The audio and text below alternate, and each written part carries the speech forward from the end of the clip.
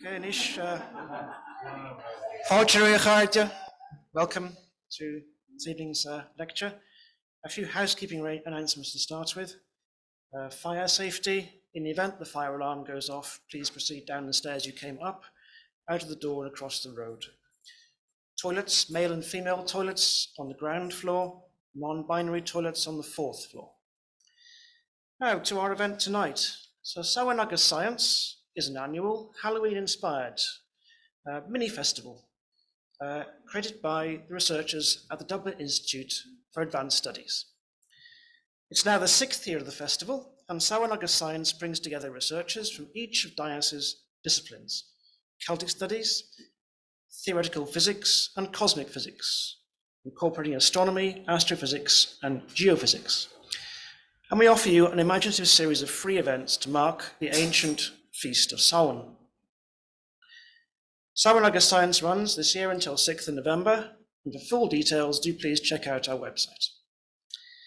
Now to our speaker tonight. Dr Niamh Wycherley works in the Department of Early Irish in Maynooth University as a medieval historian, and she specialises in the early Irish Church.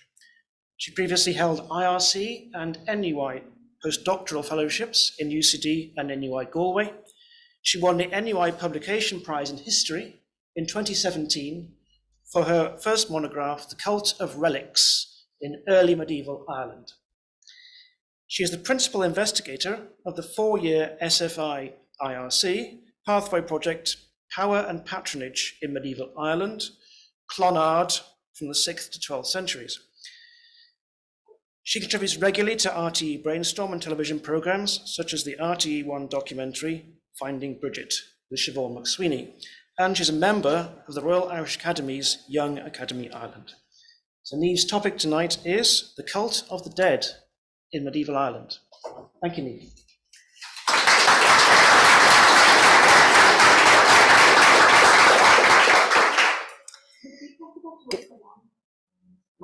I'm talking into this microphone, so is that clearer? Yeah? Okay. So good evening, everyone. Thanks a million to Barry and to the School of Celtic Studies for the invitation. I am unapologetically focusing on the Samhain part, of Samhain agus Science, as it's one of my favourite times of the year. So when I was asked to give a public lecture around the time of Halloween, I just simply couldn't resist talking about the veneration of the dead in medieval Ireland and the cult of relics, which, as Barry said, I've previously published on. I love this time of year, as I said, so it was just too obvious a topic to pass up. To anybody then in the audience who may be familiar with this previous work, this talk may not contain much original material or reflect my recent or current research.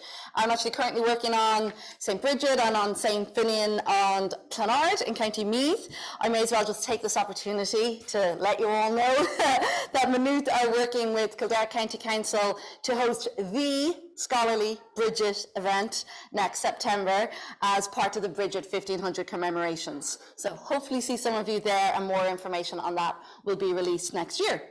So let's get to it. The darkening evenings that nip in the air and the dying leaves all signal that special time of year when we can have fun or get serious and indulge our fascination with the spooky and macabre. A confluence of religious, social and cultural festivals around the end of October and the beginning of November all seek to remember the dead, including the modern Halloween, the Mexican Day of the Dead, the Catholic All Hallows Eve, All Saints and All Souls, and the so-called Celtic or pagan Samhain. Now, these festivals remind us of the importance of collectively celebrating the dead, something that's becoming increasingly rare, except now for at funerals and wakes, really.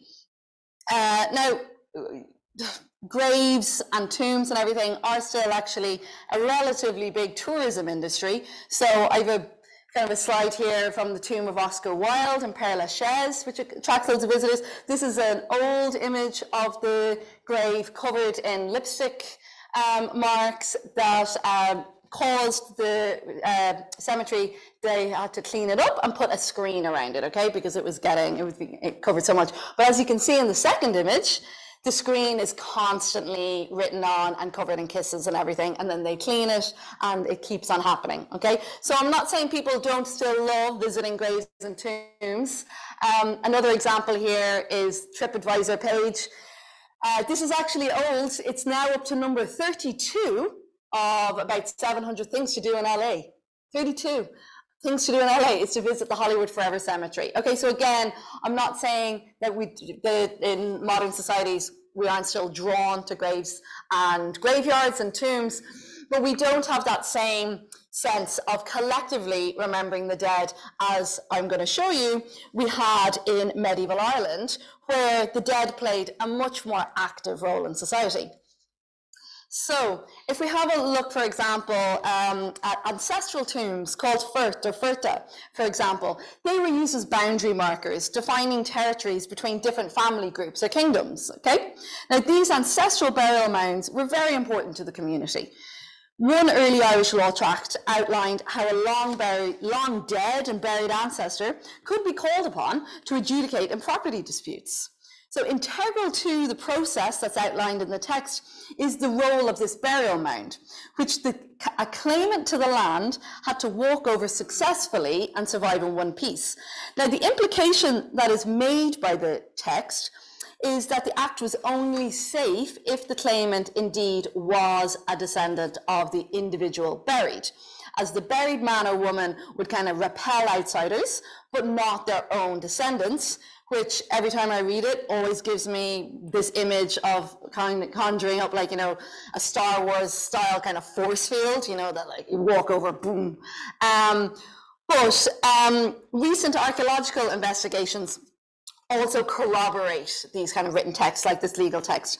They show that this legal use of furta for delineating territorial boundaries, and it shows that these furta were often located in really prominent geographical positions. And this burial evidence also indicates that during the later Iron Age period, important individuals were buried in these ancestral furta, probably to legitimize a claim to territory. If we look at another kind of example of this, I'm showing you there on the slide a text that was written in the late 600s. It's a text about St. Patrick by a cleric called Tíreachán.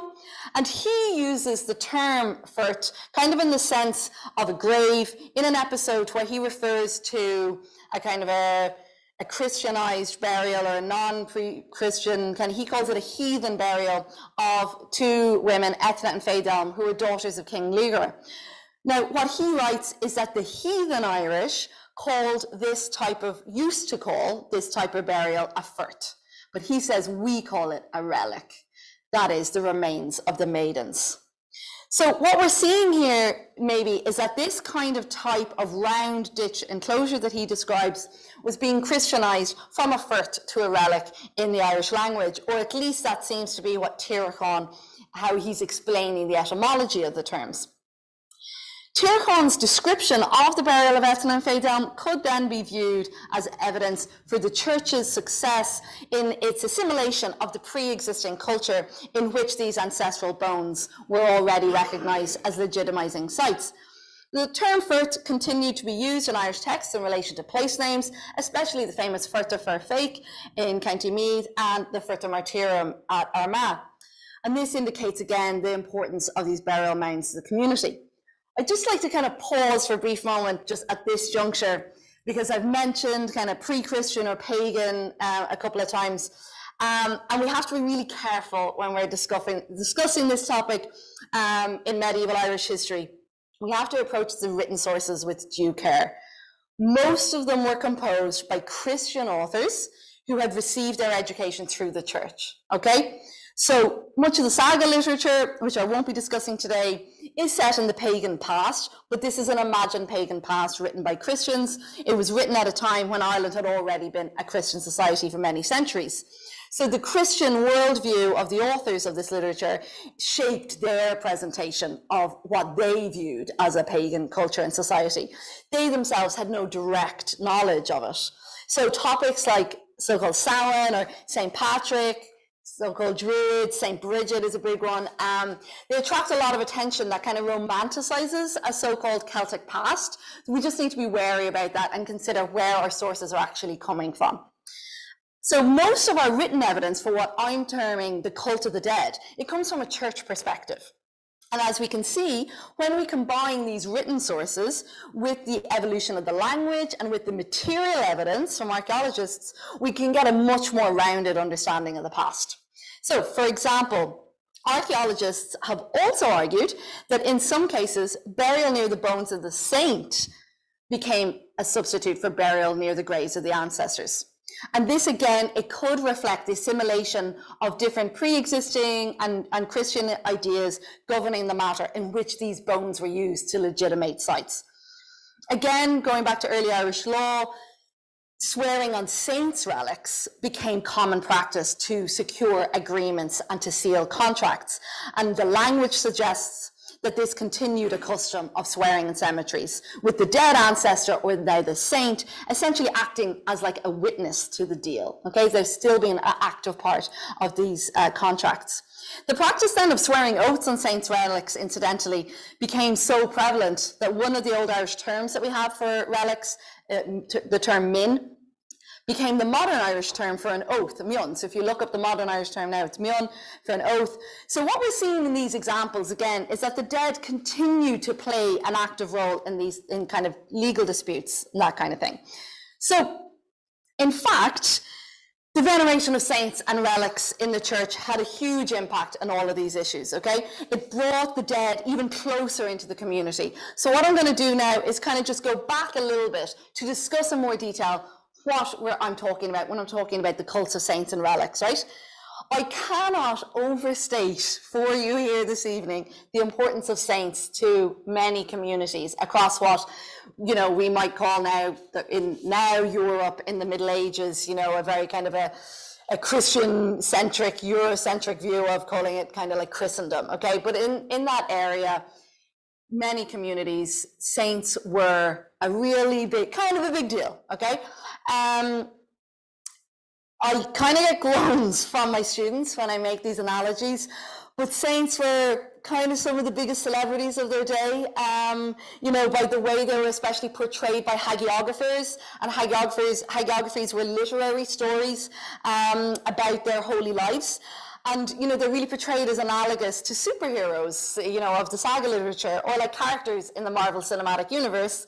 Again, a few groans, yeah. But, you know, to me, when you're reading all these texts from the Middle Ages, they do come across as, you know, celebrities and superheroes.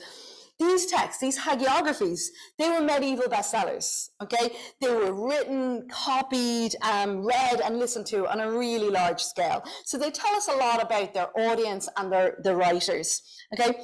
Now, we need a theologian in here to explain this correctly. I'm going to be very reductionist here, but the appeal of saints to medieval Christians was essentially that they bridged the gap between this kind of binary of the human and the divine, okay? Saints were once flesh and blood. The people who walked among you, especially local saints and local communities, might have been part of the same kin group as you. So saints continue to be very important, played an active role in people's lives. Through their life, or their death, or their actions, they were granted pride of place in heaven.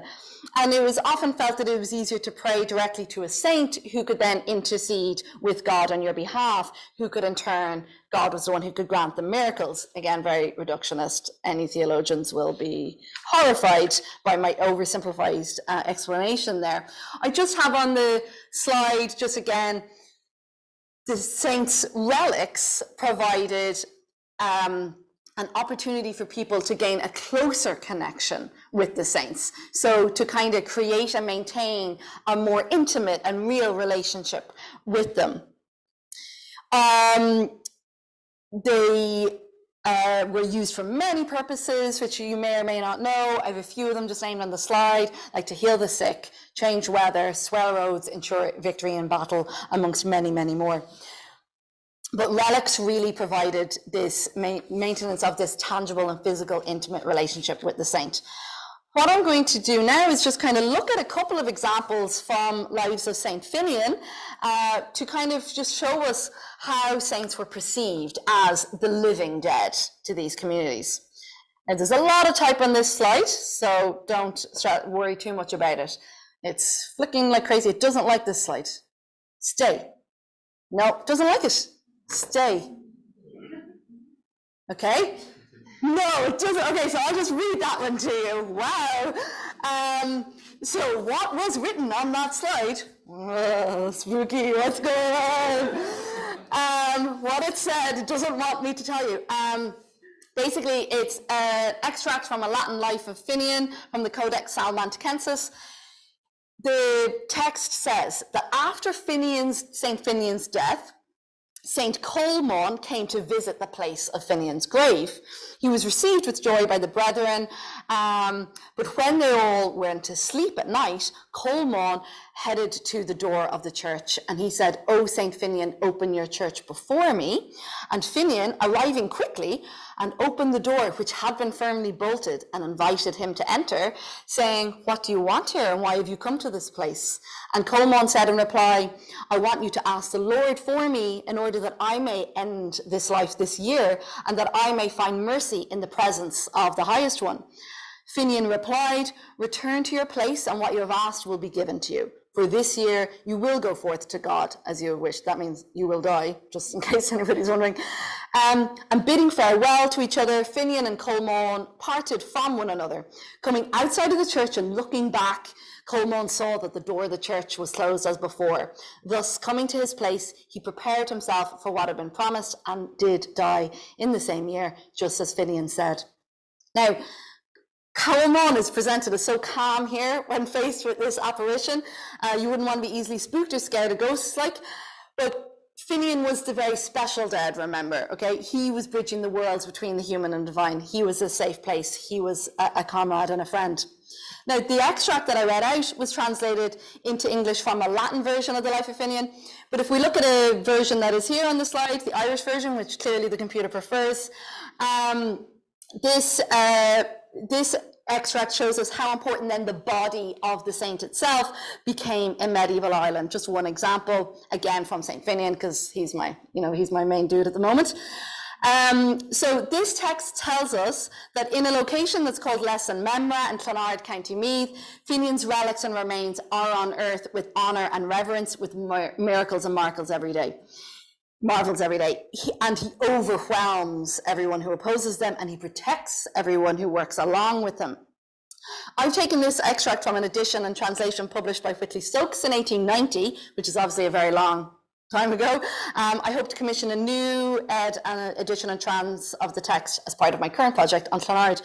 I should also say at this point that the images of the manuscripts, well, this one and the previous one, which you're not allowed to see, that I've included here, they're taken from ISOS, which is Irish Script on Screen. It's an amazing initiative of the School of Celtic Studies here, funded by the Dublin Institute for Advanced Studies. It's the largest digital repository of Irish manuscripts, and it's an incredible resource that you can all check out. So I've been giving you a little insight into the importance of saints as the living dead and the role of their bodily remains. So we're going to have a look at some further examples of how this evolved and why people sought contact with the bodily remains of saints, saints' relics, etc. Again, it was this physical aspect and tangibility of these relics that ensures their appeal.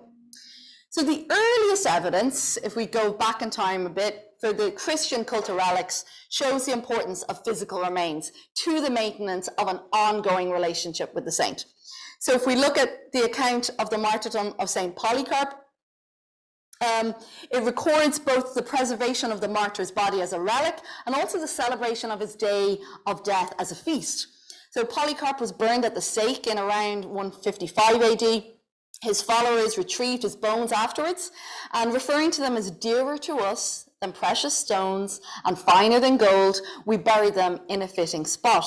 Gathering here so far as we can, in joy and gladness, we will be allowed by the Lord to celebrate the anniversary day of his martyrdom. Early Christians had adopted the Greco-Roman practice of holding meals at graves, especially on the deceased's birthday. However, this ritual went on to find newfound significance to early Christians, believing as they did in eternal life. So they celebrated the anniversaries of the martyr's death as their true birthday. Now, as the cult of saints grew in the Christian church, the need became apparent to regulate and prescribe procedures regarding relics. There were some very understandable prohibitions in Roman law concerning interference with human remains, but the cult of relics evolved in different jurisdictions of the church in response to local needs or the pioneering actions of some enterprising bishops. So one such individual, Ambrose, Bishop of Milan, he popularized the actual digging up and circulation of saints' corpses in the late 4th century. Despite some fierce opposition, in fairness, everybody wasn't okay with this, he championed the distribution of these bodily relics on a relatively large scale. Ambrose also popularized the custom of bringing corpses into the church. In a letter to his sister Marcellina in 386, he explains why he did this. He says the people of Milan appealed to him to consecrate his new basilica with the relics of the holy martyrs. And he said he agreed to the request. He thought it was reasonable, but if only he could find some relics. And then consequently, the bishop miraculously, very conveniently, did discover some bodies of obscure and previously unheard of, martyrs Gervasius and Protasius. And as he says in the letter, he wrote that he was at once seized, as it were, by a great presentiment of some sort of divine sign. And what's important here is that he says, all the bones were perfect and there was much blood. Now, Ambrose's actions were revolutionary, not just because they breached the prohibitions of interfering with burials, but by bringing the relics into the church, this intensified the close physical association with the regular public worship of the community. So they were no longer just part of the often raucous rituals of family remembrance in the suburban cemeteries, or even simply ignored or forgotten.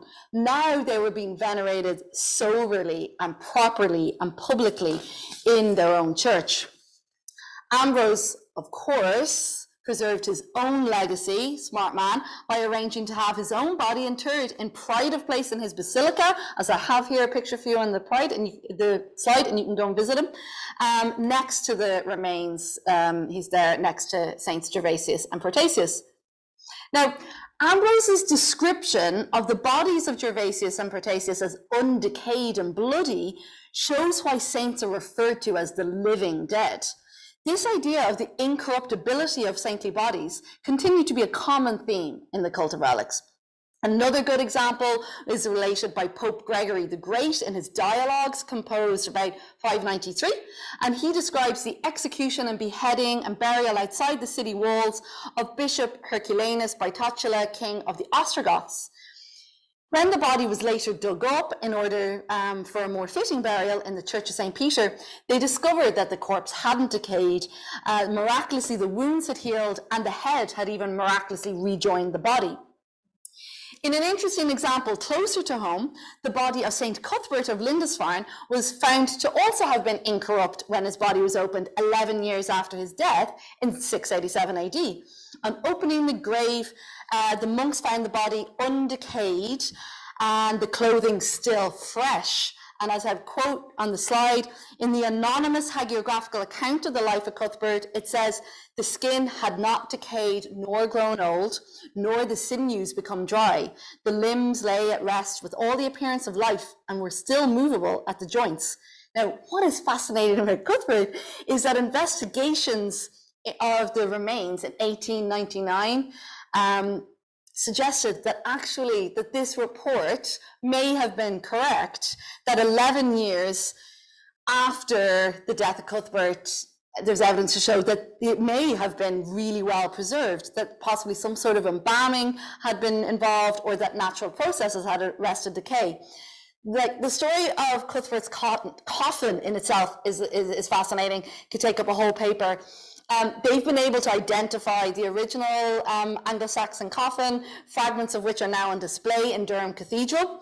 It was actually opened, fascinating long history that I can't get into, but it was actually opened again earlier in the 19th century in 1827. The cathedral librarian opened the tomb to try and prove that the body of Cuthbert was definitely had decayed. To think otherwise, as he would have termed it, was Catholic nonsense. And of course, when he opened in 1827, all that remained was just a very well entombed skeleton. But at all events, it appears that the process by which a saint's body was raised up and found to be undecayed was a form of recognition of their sanctity and a sort of canonization. So this is the opposite to zombie movies. I hope you're all watching loads at the moment, in which the animation of dead corpses serves to hold up a mirror to us all about the corruptibility of flesh that awaits us all. The incorruptibility of saintly relics mark them out as the very special living dead. So while normal human corpses decay and disintegrate, saints were viewed as having the ability to transcend this biology. So physical corruption is the consequence of man's fallen status, and the triumph over sin by the saint preserves his or her body from decay. Now, there's a clear implication in a lot of these depictions of zombies in TV and film, and I have an image here from The Walking Dead, in comics, video games, etc. The implication in a lot of these is that it's human nature itself that is rotten, you know, and that the reminder is of the corruptibility of us, the corruptibility of souls, and showing us, again, a very real threat to human life. Now, there might have been maybe less squeamishness concerning corpses in medieval Ireland than we have now, because when we look at some of the architectural evidence, we see that some saints' tombs, especially some earlier ones, they had holes in them, kind of openings in them in the forms of holes or in form of windows, so that the bones could be visible, or even within arm's reach. And this provided direct access to the faithful to the relics, and it intensified this intimate relationship between saint and pilgrim. It's believed that this amplified the efficacy of prayers and increased the likelihood of miracles. So I have a picture here on the left on the slide of Temple Cronin in County Clare, and of Killaboynia in County Kerry on the right. As you can see, on the right, I've circled the what would have been the little the hole there. I don't know if you can kind of see it. It's not incredibly clear on the slide. It is really sunk into the ground, but in fairness, it's like 1400 years old. Okay, so it's a bit overgrown. In the slab shrine on the left, in the 50s, we have reports we know from archaeologists that there was a skull and bones were visible in the 50s. They're not visible now, as far as I can see. So, but you can, when you visit these sites, and you peer into these slab shrines, you can kind of comprehend the power, gazing at the relics of the saint. One can easily comprehend the power such a tomb shrine would have had to those seeking, believing, and hoping for the intercession of their patron saint. Early Christians also desired to be buried next to the saints, or as close as possible as they could get to them. It was believed that the saint ascended into heaven at the sight of his or her bodily remains. Picture here, the graveyard on the slide. So the theory was that burial close to the saint would kind of increase your chances of getting into heaven. It was like as if the saint's resurrection on Judgment Day would kind of act like a vortex, and like pull all the other souls that were close to it out of the ground with them, right? And this kind of became known, this wanting to be buried close to the saints became known as burial ad sanctos, next to the saints. It increased at such a rate in the early Christian church that the most desired burial sites were a source of markedly unholy quarrelling, sometimes resulting in physical bust-ups over the best grave sites. I think I might have a slide. Intense overcrowding close to these graves is evident in a number of different medieval Irish graveyards, including Clonmore, which I've pictured here in the slide, especially the area known as the Angels' Graveyard. The church had to step in and regulate this practice. And Irish practice in this regard was very much in line with other jurisdictions at the time. In Anglo-Saxon England, by the end of the millennium, church control over burial location had grown to such an extent that the denial of burial in a churchyard could be used as a punishment for people. Now, eternal salvation didn't come cheap. Burial in the immediate vicinity of the saint was reserved for the most respected and the wealthiest figures in the community. A poem on the graves of kings at Clonmacnoise glorifies the internment of important lay Christians, such as kings, close to the church and the tomb of the saint. In the account of the life of Saint Munna of Taimon, burial in the vicinity of the saint was considered a rare privilege, just for the VIPs. In this text, the saint grants this honour to the donor of the land, conveniently, and it stresses that all buried in the graveyard were assured of heaven, which, just trust me, this was a huge incentive, considering if you knew how some of these aristocrats and high ecclesiastics lived their lives. They definitely wanted to have some insurance there, get as close to the saint as possible. So not only tombs, but saints' bodies and body parts themselves became big commodities. There are many accounts in Irish sources as elsewhere that I might have a chance to kind of discuss a little bit at the end of the talk, in which we, again, might have referred to kind of as Western Christendom, what we refer to now kind of as Europe, where we have fierce fighting and even wars over possession of a saint's body. Some medieval communities and churches were left in an awkward situation if their patron saint died in a different location. So the composer of the life of St. Canachab, Ahabo, potentially writing as early as the 8th century, scholars are not in agreement there, still up for debate. He came up with a curious way of dealing with this predicament. So the story is told that the Saint Canach, he went on pilgrimage to Rome, as you do. He converted an Italian king, and then he promised to be buried and resurrected in Italy. His Irish community, however, obviously wanted Canach to be resurrected at home, so an angel of God intervened in order to bring Canach's body back to Ireland. But what of Canach's promise to the Italians? Simple. Just an obliging dragon was drafted in to remedy the situation. So the text claims that a fiery dragon came down from heaven and cut off the end toe of the right foot of Canach. So the holy man, fulfilling his promise, left his toe there, and in obedience with the word of the angel, he returned to Ireland. So Canach's dismembered mortal remains ensured his ability to bilocate at the time of his resurrection. Just in another example, in the life of Finan of Clonana, it's claimed the Fintan, he kind of took pity on some people that were murdered in the vicinity. He buried the heads of the murdered people in his monks' cemetery in the hope that they would benefit from the prayers of the monks and be resurrected in the place where the principal part of their bodies rested. And this concept is echoed in the 8th century collection of Irish church canons, known as the Collectio Canonum Hibonensis, which states that the head of the saint will determine his place of resurrection, even if his ashes reside elsewhere. That's a different quote. Anyway, that's okay. That one's still important. So if we look at another source, a later written source, the notes that are added to the text known as the Martyrology of Angus, the Failure Anguso, we see some kind of further, quite entertaining stories. These notes are quite entertaining on the collection of different body part relics. So an example here on the slide from the first one here is the story concerning Anchu, who had a great reputation as a relic collector, okay? So he amassed this collection by acquiring relics of the founder of every saint of every church that he visited, okay? But he got himself in a bit of a sticky situation when he pitched up at Clonmore in Carlow to find that the founder, Moog or Mayogue, was still alive and kicking. He forges on regardless. He demands a relic from Moog anyway, and the saint kind of is affronted. He said, that's going to be a bit tricky, seeing as I'm still alive, and I need all my body parts. But Anchu, undeterred, insisted on having a finger regardless. Now, Mayogue isn't thrilled about this at all. He was in considerable pain post-amputation, and he left this parting shot to Anchu as it's a clear threat to his life. It's kind of veiled, and he says, what you have collected will stay here, and your own relics also. And this is all drafted in this text to explain how Anchu ended up being buried in the graveyard in Clonmore. The same text, the Martyrology of Angus, tells of a similar interaction concerning the loss of St. Columbkill's little finger.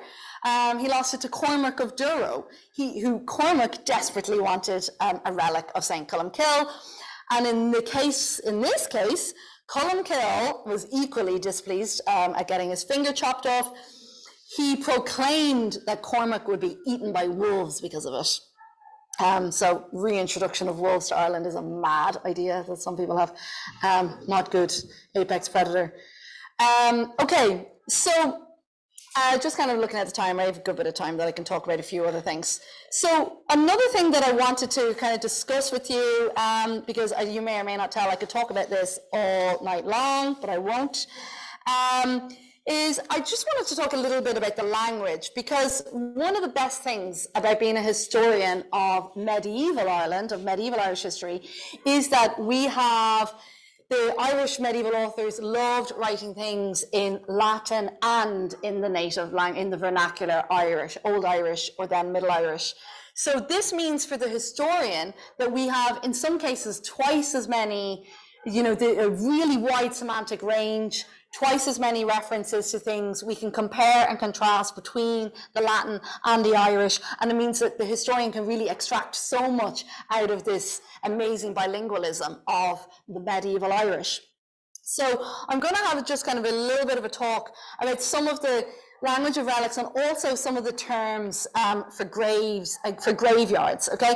This is just for illustrative purposes, just showing you there's a wide semantic range in relation to the language of relics in medieval Ireland. Because again, partly because of the bilingualism, we have Hiberno Latin terms, we have Old Irish terms that were borrowed from the Latin, and then we have what linguists believe to be kind of pre-existing Irish terms. Okay, so there's loads there for the historian to kind of really dig into and to work with. If we have a look at kind of, then there's terms for different burial places. One of the things that's quite interesting about this that I'd like to talk about, again, so there's just lots of different, and there's different subcategories that I can't go into. But if we just kind of look at some of the terms for burial places in Irish medieval sources, what I find quite fascinating about this is that the modern Irish term for a graveyard is relic. And that evolved out of the cult of relics that I've been talking to you about now for the last while, okay? That evolved differently in Ireland than what we have in most other European countries. So I don't know how many languages people speak in this room, I'm guessing many.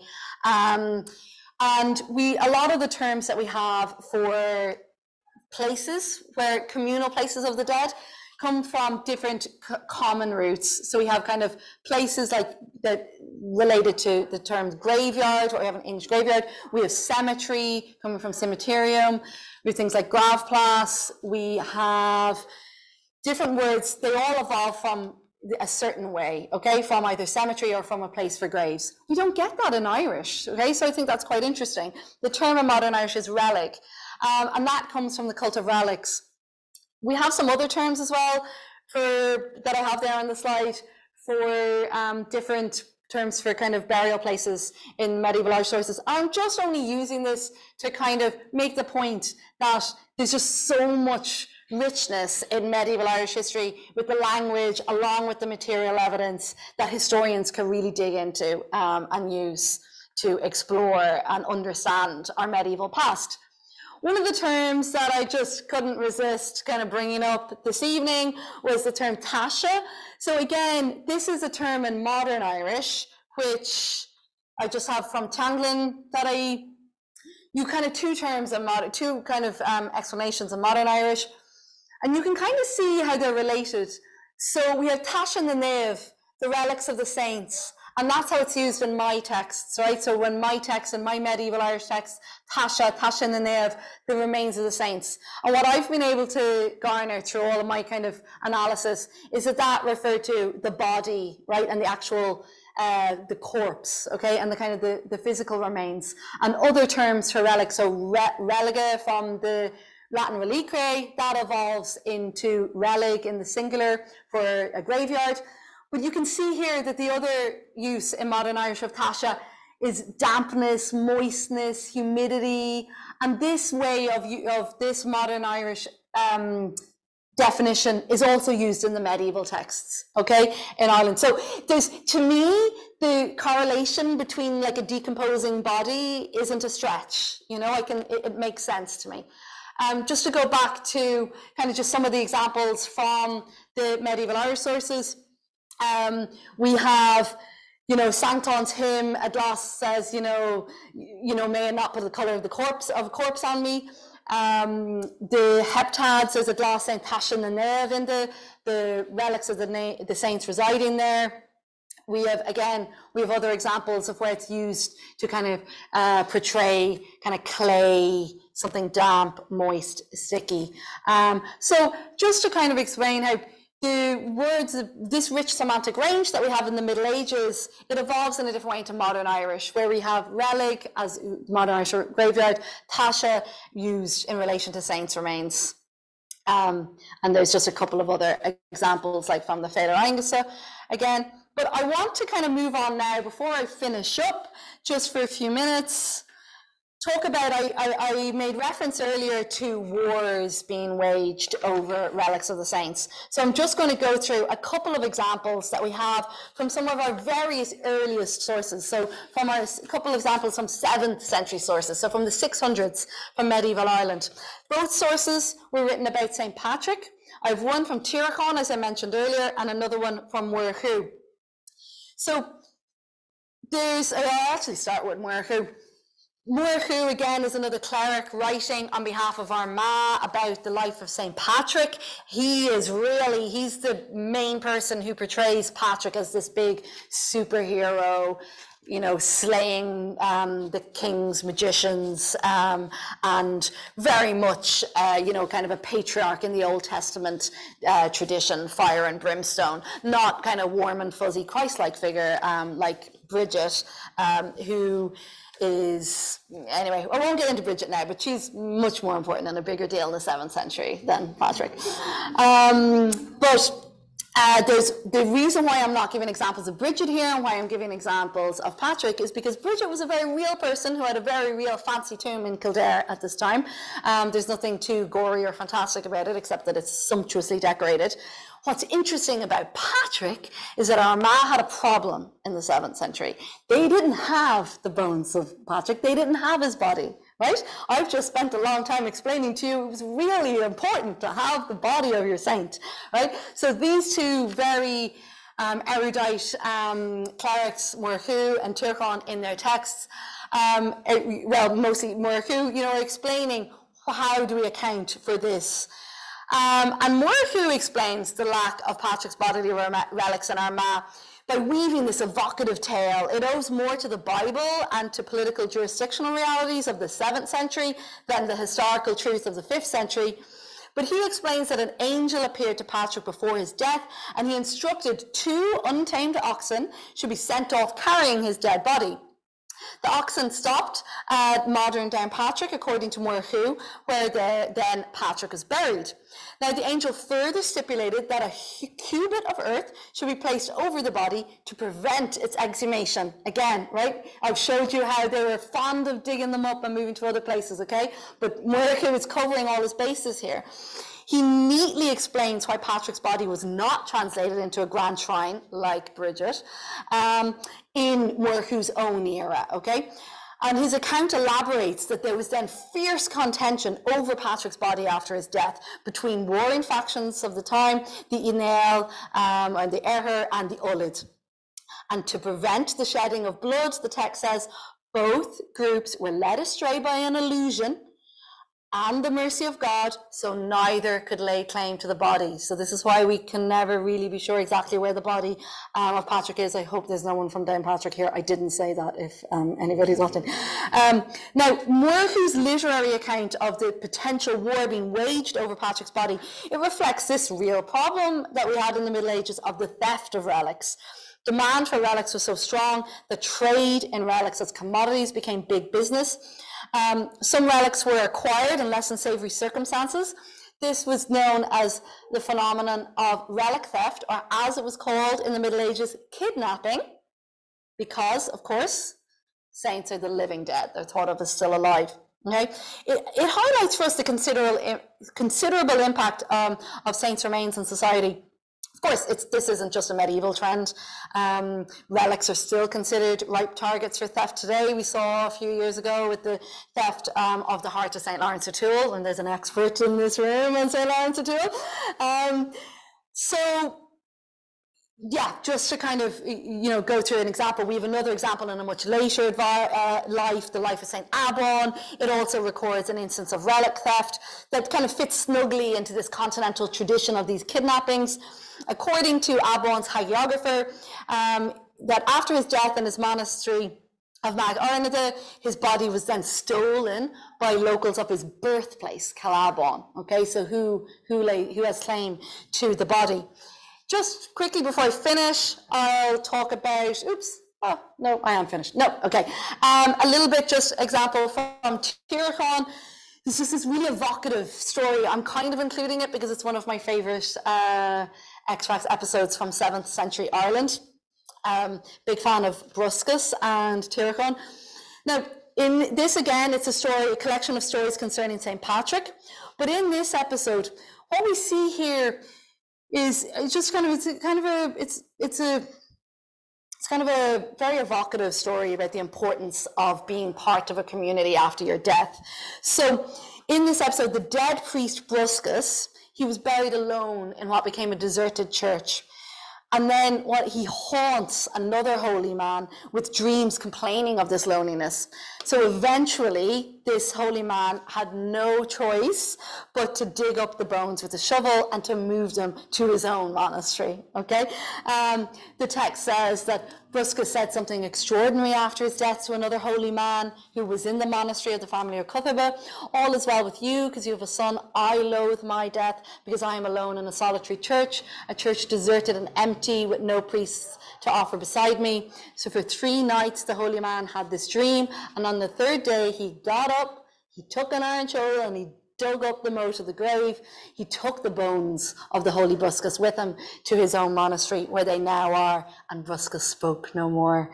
So I don't know, is that a tip what you should do? Instructions if you are being haunted by a ghost, dig them up. So listen, thank you all very much for listening to me this evening, and happy Halloween to everybody.